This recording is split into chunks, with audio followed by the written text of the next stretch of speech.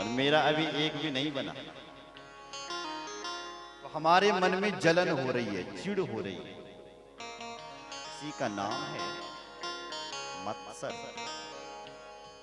तो अगर हमारे हृदय में भी दूसरे के लिए जलन हो रही है कि ये पड़ोसी आगे क्यों बढ़ रहा है, फलाना व्यक्ति आगे क्यों बढ़ रहा है, तो कहते हैं हमारे हृदय में बल कथा नहीं टिक सकती। कथा किसके हृदय में टिकती है? जिसका हृदय निर्मत्सर होता है। मतलब आपका जो मन है वो दूसरे को देख करके प्रसन्न हो जाए। आपका जो मन है वो पड़ोसी को देख करके खुश हो जाए। आपका जो मन है वो दूसरे व्यक्ति को देख करके हर्षित हो जाए। तो भगवान ने कहा है कि फिर आपके अंदर मेरी कथा बैठ सकती है और फिर मैं आपके हृदय में बैठ सकता हूं। यदि हमारे हृदय में ये छल कपट की भावना भरी हुई है तो भगवान की कथा तुम जितना मर्जी तितना सुना, लेकिन बैठने वाली बिल्कुल भी नहीं। बैठती किसके अंदर है? जिसका हृदय निर्मत्सर होता है। बोलो जय श्री राम। इसलिए अपने हृदय को शून्य बनाना है, तब हमें हमारे अंदर ये कथा बैठती है। बोलो जय श्री राम। अच्छा, यदि कथा तुम्हारे हृदय में बैठ गई, आपने अपना हृदय साफ कर लिया और कथा सुनने के लिए आ गए, और कथा तुमने सुन भी ली, और कथा तुमने सुन करके फिर क्या होगा भाई? बोले वैद्यम वास्तवमत्र वस्तु शिवदम तापत्रयोर मूलनम। अगर आपने ये कथा मनोयोग से सुन ली भगवान की, तो आपको वास्तव वस्तु का बोध हो जाएगा। वास्तवो जीवः वास्तवी माया वास्तवम जगत। जगत का स्वरूप क्या है? जगत में रहने वाले ये जगदीश्वर का स्वरूप क्या है और हमारा अपना स्वरूप क्या है, माया का स्वरूप क्या है, ये आप जान लोगे। अच्छा, जानने से फायदा क्या होगा? बोले शिवदम, कल्याण होगा। कहते हैं कल्याण। तो अगर आपने जगत को जान लिया, जगदीश्वर को जान लिया और अपने इस जीव के स्वरूप को जान लिया, तो आपका कल्याण हो जाएगा। अगर नहीं जाना तो ऐसे फिर ये जन्म मरण का चक्कर लगा हुआ रहता है। इसलिए मीन है उस जगत को जानना, जगदीश्वर को जानना और अपने आप को जाना। और ये तब जान सकते हैं जब आप कथा सुनोगे। और कथा सुन भी ली, कथा बैठी नहीं अंदर, तो बैठेगी कब? जब हृदय साफ होगा। यही हमें सारी कथाएं यही सिखाती है। आप कोई भी कथा सुनो। बोलो जय श्री राम। तो कल हम भगवान गणेश की कथा सुन रहे थे कि कैसे भगवान गणेश सब में पूजनीय, सारे देवों में पूजनीय है, लेकिन वो भगवान गणपति बैठते किसके ऊपर हैं? चूहा के ऊपर, मुसम्मति।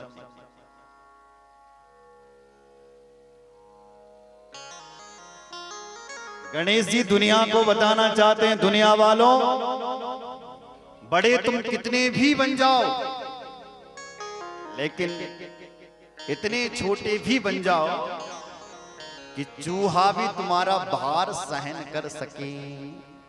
चूहा का भार सहने का मतलब क्या है? कि आप दुनिया में भले ही जितने बड़े व्यक्ति बन जाओ, उसके बाद इतने भी छोटे बन जाओ कि छोटे छोटे जो लोग हैं शहर के, वो भी तुमसे मिल सके। होता क्या है कि लोग बड़े तो बन जाते हैं, फिर छोटे नहीं बनते। गणेश जी कहना चाहते हैं कि मेरी तरह बड़ा बनो, लेकिन जब छोटा बनो तो इतना भी छोटा बन जाओ। मैं इतना छोटा बन जाता हूं, भगवान गणपति कह रहे हैं कि मेरा भार चूहा भी सहन कर लेता है। बताओ जरा, ये सीख कौन दे रहा है? गणपति दे रहे हैं। गणपति और हनुमान जी हनुमान जी को भी आपने देखा होगा, हनुमान जी को भी जहां बड़ा बनना है तो इतने बड़े बन जाते हैं हनुमान जी। कनक भूधरा कार शरीरा, शरीर का ही पता नहीं लगा कहां तक चले गया। आकाश भी छोटा पड़ जाता है जब हनुमान जी बड़े होते हैं। कौन ऐसा है जो हनुमान जी की तरह बड़ा हो सकता है? लेकिन हनुमान जी जब छोटे होते हैं तो कैसे होते? मसक समान रूप कपिधरी। मसक मतलब बिल्ली। इतने छोटे बन जाते हैं हनुमान जी महाराज, बिल्ली की जैसे बन गए। कहां तो आकाश में छोटा पड़ रहा था और कहां छोटा सा बिल्ली का रूप ले गया, बिल्ली के समान हो गया। तो हनुमान जी भी कहना चाहते हैं बड़ा बनना है तो इतने बड़े बनो कि आकाश भी छोटा पड़ जाए। बड़ा बनना है तो लोग तुम्हारा दुनिया में नाम लेके फलाना व्यक्ति हमारे शहर में आ रहा है, भीड़ लग जाए तुम्हें देखने के लिए। और जहां छोटा बनना है वहां इतने छोटे बन जाओ कि नगर के छोटे से छोटे व्यक्ति भी तुमसे मिल सके और सब कहे सज्जन आदमी है, बहुत अच्छा आदमी है। यही हमें भगवान गणपति की कथा सिखा। इसलिए गणपति आज के नहीं है, वेद भी कह रहे हैं गणपति की स्तुति, वेद भी गाता है। गणानंदवा गणपति गुंगवा वही प्रियानंदवा परिपति गुंगवा। बोलो जय श्री राम।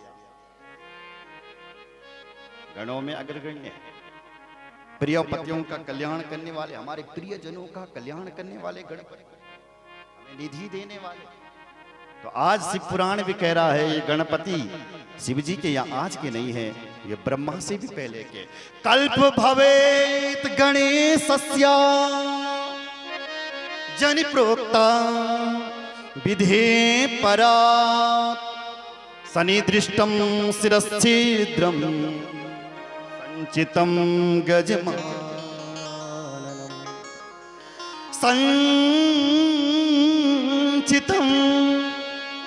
संचितं गजमाननं संचितं गजमाननं। भगवान गणपति बहुत पुराने हैं। बोले गणेश भगवान की जय। ऋषियों ने पूछा हे प्रभु आप हमें ये बताएं कि शिव जी के घर पर भगवान गणपति कैसे प्रकट हुए।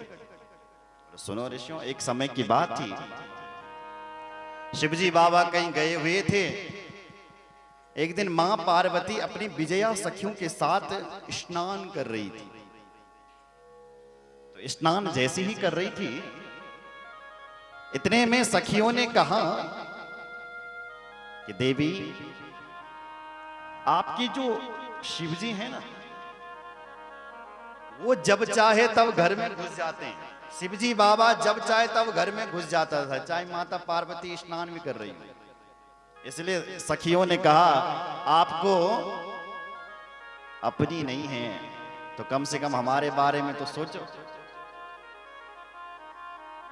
आपका एक गण पैदा होना चाहिए। शिव जी के गण जितने भी हैं सब शिव जी के गण रखवाली में लगे हुए हैं। बोलो जय श्री राम। इसलिए हे मां आपका एक गण होना चाहिए। तो मां पार्वती स्नान कर रही थी, ध्यान से सुनना, और नहाते नहाते उन्होंने अपने झाग को इकट्ठा किया, अपने झोल को इकट्ठा किया और उसी झोल से उन्होंने एक पुरुष का निर्माण कर दिया। सोचो जरा, सुंदर सा पुरुष बना दिया। मैं आपको बता दूं, हम लोग जो स्नान करते हैं वो साबुन से करते हैं, लेकिन भगवान जब स्नान करते हैं तो चंदन से भगवान का स्नान किया जाता है। हमारे कर्मकांड में लिखा गया है जब आप भगवान को भोजन करवाते हो तो उसके बाद लिखा करो ध्वर्तनार्ति चंदनम समर्पयामि। क्यों जी? चंदन तो आपने पहले लगा दिया, अब तो आप भगवान का भोग लगा रहे हो, अब ये चंदन क्यों चढ़ाया जा रहा है? बोले मेरे भाई ये चंदन तेरा चंदन माथे के लिए नहीं है, ये करो ध्वर्तनार्ति, ये हाथ धोने के लिए। हम लोग हाथ धुलते ना साहब, ऐसे ही भगवान जब भोजन करते हैं तो उनको चंदन से उनके हाथ धुलाए जाते हैं। हमारा जब पूजा करते हैं तो ये भाव होता है, पंडित जी से पूजा करो। हमारे जो आचार्य जी, पंडित जी सुपारी क्यों रखते हैं, ये चंदन क्यों चढ़ा रहे हैं, ये अक्षत क्यों चढ़ा रहे हैं, ये टीका क्यों लगा रहे हैं, पूछा करो, सब बताएंगे आप। बोलो जय श्री राम। तो मां भगवती चंदन से स्नान कर रही थी। आज उन्होंने उसी मैल सी एक पुरुष का निर्माण कर दिया। कैसा था बोलो पुरुष? सर्वावयव निर्दोषम सर्वावयव सुंदरम विशालम सर्व सौभाग्यम महाबल पराक्रमम। सर्वावयव निर्दोषम, कोई भी उस बालक के अंदर दोष भी नहीं है। सर्वावयव सुंदरम, बड़ा सुंदर बालक। विशालम, विशाल काय है उसकी। सर्व सौभाग्यम, हर जगह से सुंदर है। और मां भगवती पार्वती ने उसको अपनी शक्ति भी दे दी, इसलिए महाबल पराक्रमम, इसलिए उस बालक के अंदर महाबल और पराक्रम भी आ गया। महाराज ये बालक मां पार्वती ने बनाया और उसके बाद मां भगवती पार्वती ने वस्त्र भी उसके लिए प्रकट किए। वस्त्राणि च तदा तस्मै दत्त्वा स्व विविधानि नानालंकार चे वध्या शिवमनु। आज मां ने उसको सुंदर वस्त्र पहनने के लिए भी दे दिए। बहुत सारे वस्त्र पहनने के लिए दिए महाराज। नाना प्रकार के अलंकार मां भगवती ने प्रकट कर दिए और फिर कहा कि इसको सुंदर सजाया सखियों ने। और उसके बाद मां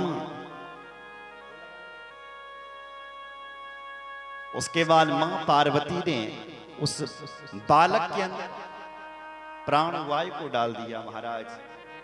और वो बालक खड़ा हो गया। मां पार्वती से कहने लगा, माता जी प्रणाम, मैं क्या करूं, मुझे क्या आदेश है? मां पार्वती उस बालक को कहती हैं, बोलो जय श्री राम। क्या कहती है? मत पुत्रम त्वं मदीयोऽसि नान्य कश्चिदिहास्ति मे एवमुक्त्वा सा तदा तेन प्रत्युवाच सुतं शिवा। प्रत्युवाच वाच वाच वाच सुतं शिवा। मां भगवती पार्वती कहती हैं, हे बेटा मत पुत्रम, तू मेरा पुत्र है। मदीयोऽसि, तेरे अंदर मेरे जैसा बल पराक्रम अभिमान है बेटा, किसी से तू डरना मत। मैंने तुझे बनाया है और मैंने तुझे अपनी शक्ति दी है। इतना कह करके माता पार्वती ने कहा, ये तेरे लिए डंडा है। एक उसको डंडा भी दे दिया और कह दिया कि हे बालक तुम जाओ और दरवाजे पर खड़े रहो। कोई यदि अंदर आने का प्रयास करेगा तो तुम कह देना कि मेरी मां अंदर स्नान कर रही है, इंतजार करो। जब तक मेरी मां ने सूचना नहीं भेजी तब तक कोई अंदर नहीं आ सकता। इतना उस बालक ने सुना।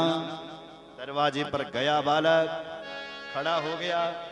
उसके पास कोई अस्त्र शस्त्र नहीं, ओनली मात्र एक डंडा है और डंडा को लेकर के खड़ा है। कहते हैं शिवजी आ गया। जैसे ही दरवाजे पर प्रवेश किया कैलाश में, तो कोई वहां प्रवेश नहीं कर सकता। घर में एक नया आदमी खड़ा है। शिवजी बाबा ने सोचा, नया आदमी कौन है भाई? नंदी, पता लगाओ कौन है ये, हमें रोक रहा है, हमारे गणों को रोक रहा है। नंदी भृंगी के कौन है भाई, पता लगाओ। कौन है तू? हमारे घर में नया आदमी आ गया, निकल।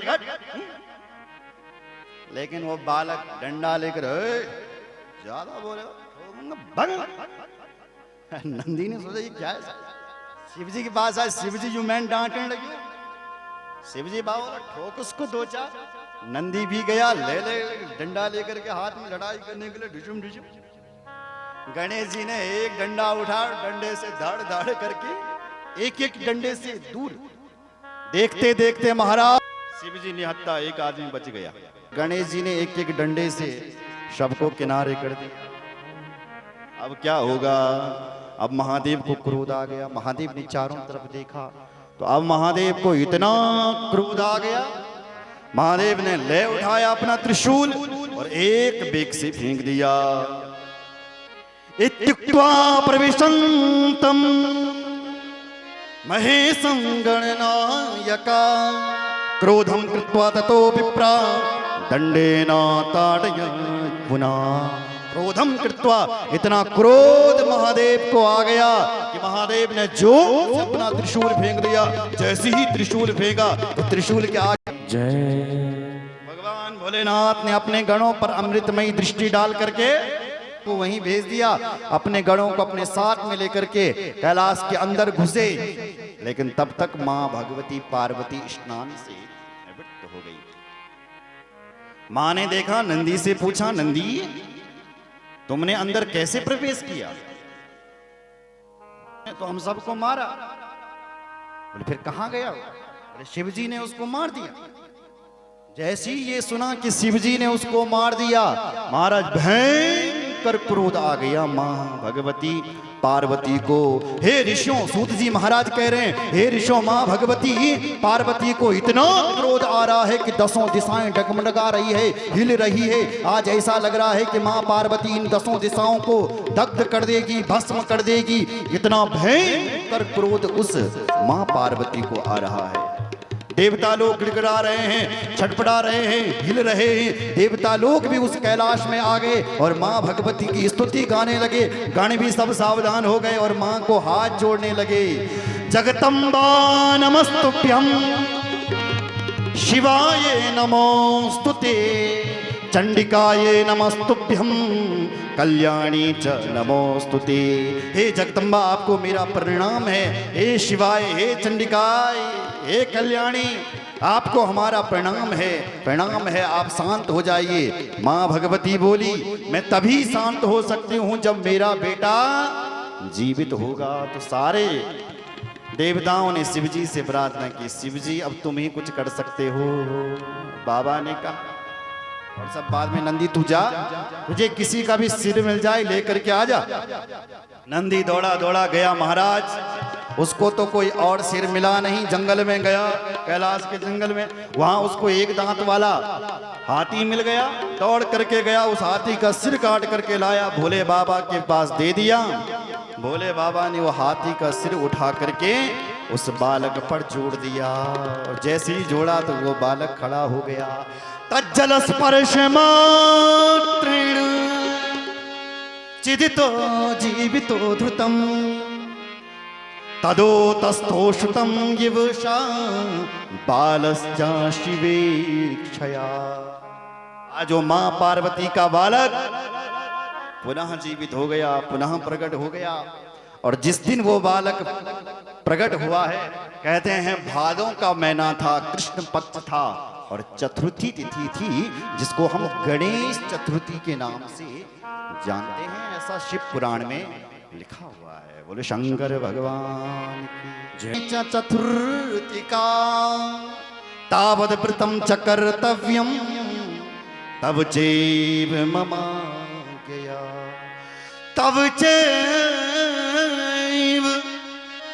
तब चैव तब चैव मम गया। कहते हैं साल भर में एक बार गणेश जी की जन्म तिथि आती है, जिसको हम गणेश चतुर्थी के नाम से जानते हैं। और लोग 10 दिनों का उत्सव मनाते हैं, अनंत चतुर्दशी तक। बोलो जय श्री राम। वर्षांति च चतुर्थिका तावद व्रतम। गणेश जी का लोग व्रत भी करते हैं इस तिथि को। जब बालक खड़ा हुआ, शिव जी को हाथ जोड़ने लगा, वही बालक जो अभी जीवित हुआ, और शिव जी की प्रार्थना करने लगा। शिव जी बोला, बेटा तेरा किसका बेटा है? तो मेरा। इधर आ तो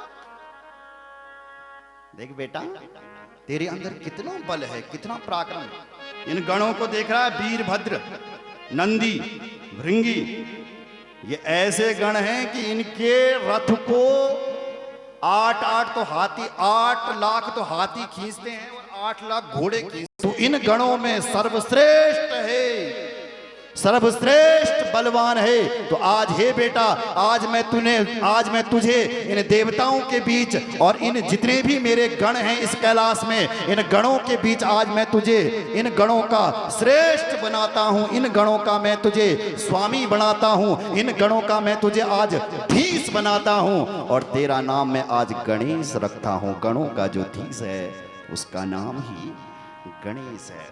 बोल गणेश भगवान की जय। हर हर महादेव। तो गणों का जो ईश है, धीस है, वो है गणेश। बोलो जय श्री राम। इसलिए बुद्धि के जो महादेव, इसलिए जयकारा जोर से बोलना पड़ रहा था कि जो सो रहे हैं बोलो जय श्री राम। देखो, गणपति बाबा को लड्डू बहुत प्रिय है। क्या प्रिय है? लड्डू। क्यों?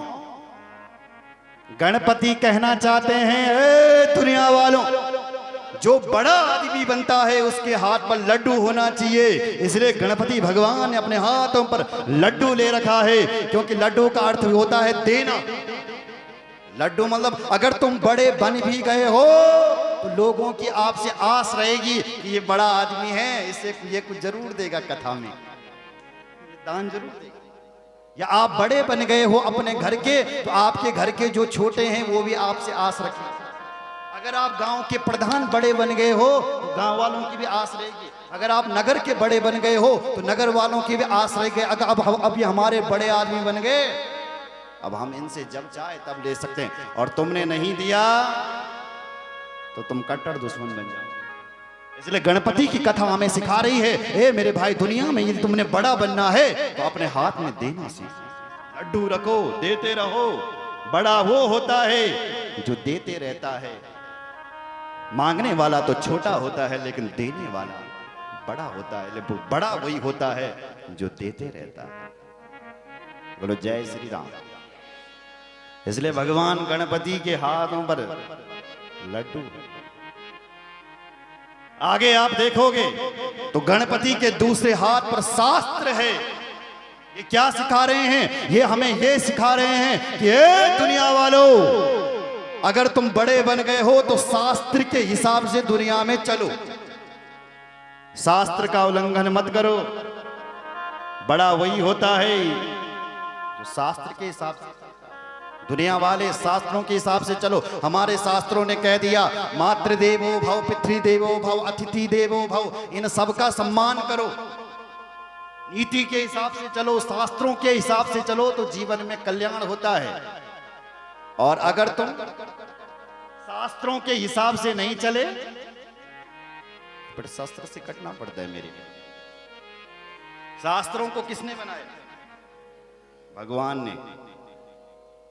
शास्त्रों की जो आज्ञा होती हैं वो हमको माननी चाहिए, और अगर हम नहीं मानते हैं तो तब हम नरक में आनंदा। बोल का आनंदा? बोलो। शास्त्र से अतिरिक्त काम करोगे तो नरक में जाओ। एक बेटा होता है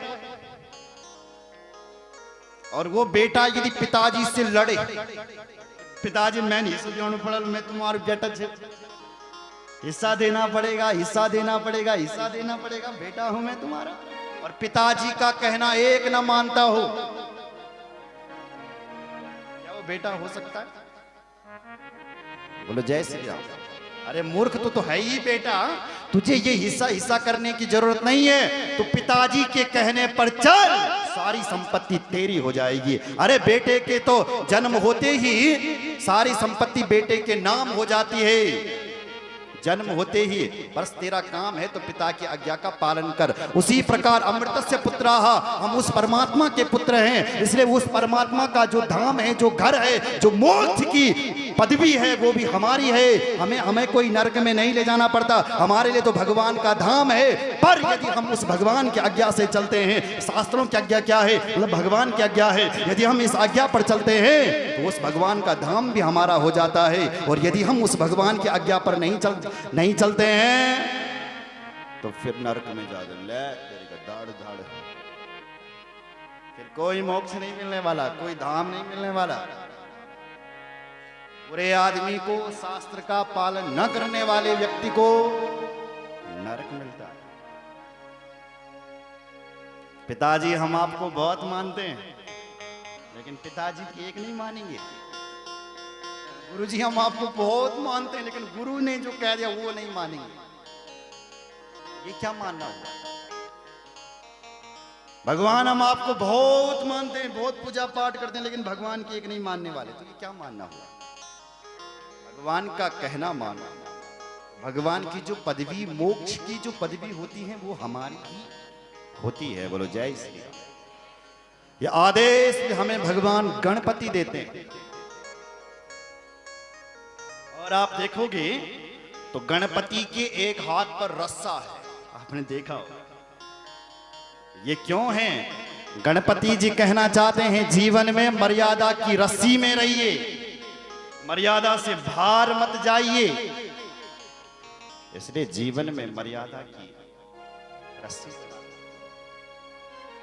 बोलो जय श्री राम, देते रहिए। ये हमें गणपति भगवान की बहुत सारी चीजें हैं जो सिखाती है। बोलो गणपति भगवान की जय, भक्त वत्सल भगवान की जय। आगे आप देखोगे गणपति की छोटी छोटी आंखें हैं। गणपति जी कहना चाहते हैं दुनिया को प्यारी नजर से देखिए, सूक्ष्म नजर से देखिए, लोगों के दोष मत देखिए, गुण देखिए, केवल सुंदर नजर से देखिए।